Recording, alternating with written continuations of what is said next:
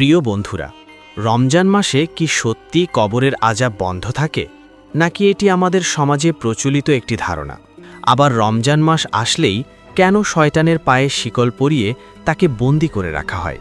এর পেছনে কি রহস্য লুকিয়ে আছে?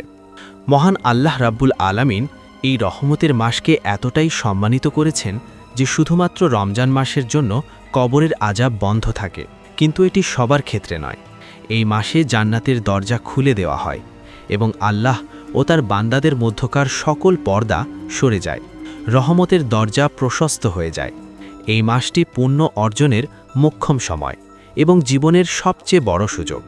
রমজান মাসে আল্লাহ তাআলা মানবজাতির খুব নিকটে অবস্থান করেন এবং বান্দাদের দোয়া খুব সহজেই তার নিকট পৌঁছে যায়।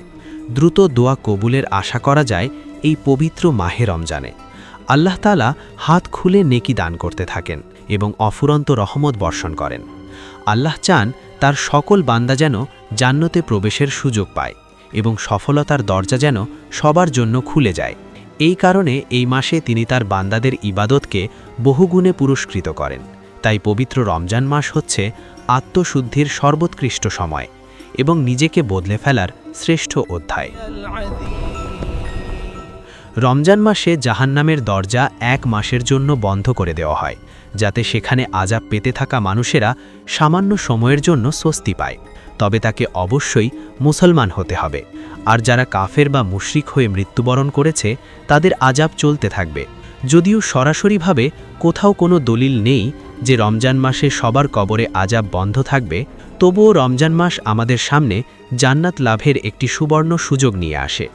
এই মাসে এমনভাবে ইবাদত করতে হবে যাতে আল্লাহ নিজে আমাদের জাহান্নাম থেকে রক্ষা করেন। রমজান মাসে আল্লাহ তাআলা আমাদের জাহান্নাম থেকে মুক্তি পাওয়ার 7টি সুযোগ প্রদান করেন, অর্থাৎ প্রতি রোজার দিনে আমাদের সামনে জাহান্নাম থেকে বাঁচার 2টি করে সুযোগ থাকে। শুধু তাই নয়, সারা রমজানব্যাপী শয়তানকে বন্দী করে রাখা হয়, যাতে রমজানের সময় বান্দাদের অনিষ্ট করতে না পারে।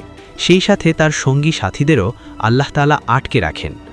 রমজান মাসের মহিমায় এই 1 মাস আমাদের অন্তরে পাপাচার খুব সহজে জাগ্রত হয় না এবং পাপের প্রবণতা দুর্বল হয়ে যায়। রমজান মাসের সিয়াম সাধনার মাধ্যমে আমাদের দেহ ও মন শুধুমাত্র রোজার দিকে মনোনিবেশ করে, ইবাদতের দিকে ঝুঁকে থাকে। তাই অন্য কোনো খারাপ চিন্তা আমাদের মনে সহজে উদয় হয় না। রোজা রাখার সময় আমাদের দেহ ক্লান্ত হয়ে পড়ে এবং শক্তি কমে আসে, ফলে আমরা আল্লাহর ইবাদতে মগ্ন থাকি। পাশাপাশি আমাদের চিন্তা থাকে কখন আল্লাহ তাআলা আমাদের খাবার গ্রহণের অনুমতি দেবেন। তাই হারাম চিন্তা তখন আমাদের মনে উদয় হয় না। অন্যদিকে অন্য মাসে ভরা পেটে থাকলে খারাপ চিন্তা আমাদের পেয়ে বসে। আমাদের প্রত্যেকের মনের মাঝেও এক শয়তান বসবাস করে, যে সব খারাপ চিন্তা আমাদের অন্তরে আনে। রোজার সময় আমাদের শারীরিক দুর্বলতার সাথে সাথে আমাদের সার্বক্ষণিক সঙ্গী সেই শয়তান নিজেও দুর্বল হয়ে পড়ে। তাই এই পবিত্র মাসে আমরা শয়তান থেকে পূর্ণ হেফাজতে থাকি। আল্লাহ তাআলা আমাদের সকলকে হারাম কাজ এবং জাহান্নামের আগুন থেকে নিরাপদ রাখুন। আমিন।